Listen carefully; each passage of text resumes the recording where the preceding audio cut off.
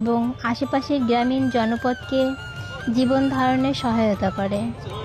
বর্ষাকালে এই বিল ভরে ওঠে অশেষ জলরাশিতে, আর শুষ্ক মৌসুমে এটি কৃষিজমি হিসেবে ব্যবহার করা হয়। বিলটি প্রাকৃতিক সৌন্দর্যের এক অনন্য আধার, যেখানে নীল আকাশের প্রতিচ্ছবি, দূরে সবুজ ধানের ক্ষেত আর মাছ ধরা জেলের নৌকা এক মনোমুগ্ধকর দৃশ্য তৈরি করে।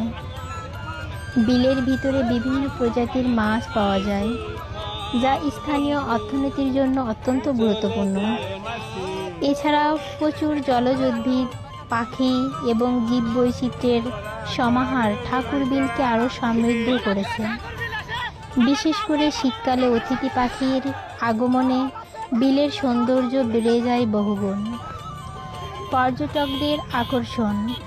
ঠাকুর বিল শুধু স্থানীয় মানুষদের নয়, বাইরের দর্শনার্থীদের কাছেও বেশ আকর্ষণীয় একটি স্থান। যারা প্রকৃতির শান্ত সৌন্দর্য ভালোবাসেন, তারা এখানে এসে সত্যিই মুগ্ধ হন। পর্যটকদের কাছে আকর্ষণের কারণ প্রাকৃতিক সৌন্দর্য। বর্ষার সময় ভরা ঠাকুর বিল যেন এক বিশাল হ্রদে পরিণত হয়। নৌকা ভ্রমণ পর্যটকদের জন্য এক বিশেষ অভিজ্ঞতা।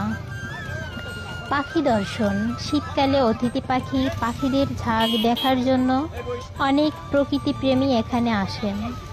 মৎস্য শিকার। মাছ ধরা ও জেলেদের জীবনযাত্রা কাছ থেকে দেখার জন্য অনেক দর্শনার্থী এখানে আসেন। গ্রামীণ পরিবেশ। নিস্তব্ধ প্রকৃতি, খোলা মাঠ, সবুজ ফসলের সমারোহ শহুরে মানুষদেরকে এক ভিন্ন স্বাদ দেয়। ফটোগ্রাফি। ভোর কিংবা বিকেলের আলোর বিলের প্রকৃতির দৃশ্য অসাধারণ ফটো তোলার সুযোগ সৃষ্টি করে দেয়। ঠাকুর বিল পর্যটন শিল্পের জন্য একটি বিশেষ সম্ভাবনাময় স্থান। যদি সঠিকভাবে অবকাঠামোগত উন্নয়ন করা যায়, যেমন নৌকা ভ্রমণের ব্যবস্থা, বিশ্রামাগার, পরিবেশ বান্ধব পর্যটন সুবিধা, তবে এটি স্থানীয় ও জাতীয়ভাবে একটি জনপ্রিয় ভ্রমণ কেন্দ্র হতে পারে।